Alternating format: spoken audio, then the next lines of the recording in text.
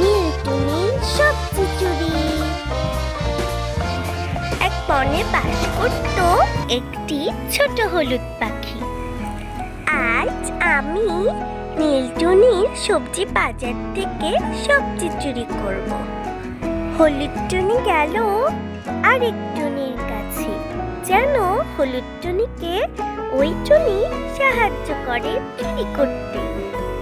হলুদ টুনি তাকে অনুরোধ করলো, কিন্তু সেই টুনি মানল না। সেই টুনির একটি কাজ ছিল।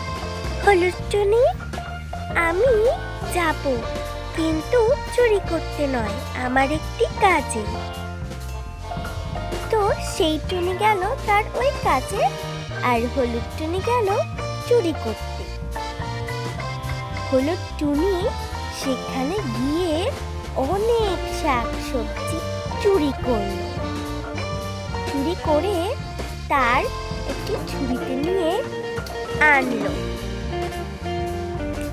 আমি অনেক সবজি চুরি করেছি, এখন আমি সব একাই খেয়ে ফেলবো, কাউকে দেব না। বেগুনি টুনি ভালো হয়েছে আমার সাথে যায়নি, ও যদি আমার সাথে যেত অর্ধেক সবজি তো ওকেই দিতে হতো। তাই জন্যই আমার ভাগ্যটা আজ খুব ভালো।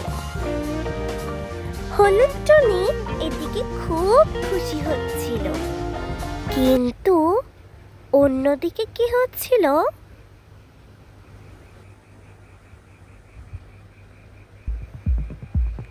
শোনো শোনো শোনো নীলটুনি, হলুদ টুনি না তোমার সবজির দোকান থেকে অনেক সবজি চুরি করে। ওকে তোমার শায়েস্তা করা উচিত, না হলে তো তোমার সবজির দোকানের সব সবজি ওই একাই খেয়ে ফেলবে। আরে তুমি ঠিক বলছো তো, ওকে আমার শায়েস্তা করতেই হবে। এটাই তো ভাবতাম, আমার সবজির দোকান থেকে কে বারবার সবজি চুরি করে, আজকেই তাকে শায়েস্তা করব। সে তো আমাকে বলতো তুমি নাকি আমার সবজির দোকান থেকে সবজি চুরি করো, আর আসলে তো নিজেই করতো। বেগুনি টুনি সেখান থেকে উড়ে যায়।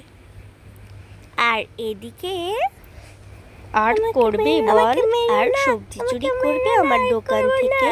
কত কষ্ট করে সেই সবজি ফলায়, হ্যাঁ? আর করবি এমন? এবার তোকে মেরেই ছাড়বো আমি। দাঁড়া দাঁড়া, তোকে দেখাচ্ছি আমি। তুই আমার দোকান থেকে সবজি চুরি করস? দাঁড়া, তোকে দেখাচ্ছি। এবার তোকে মেরেই ফেলবো একবারে।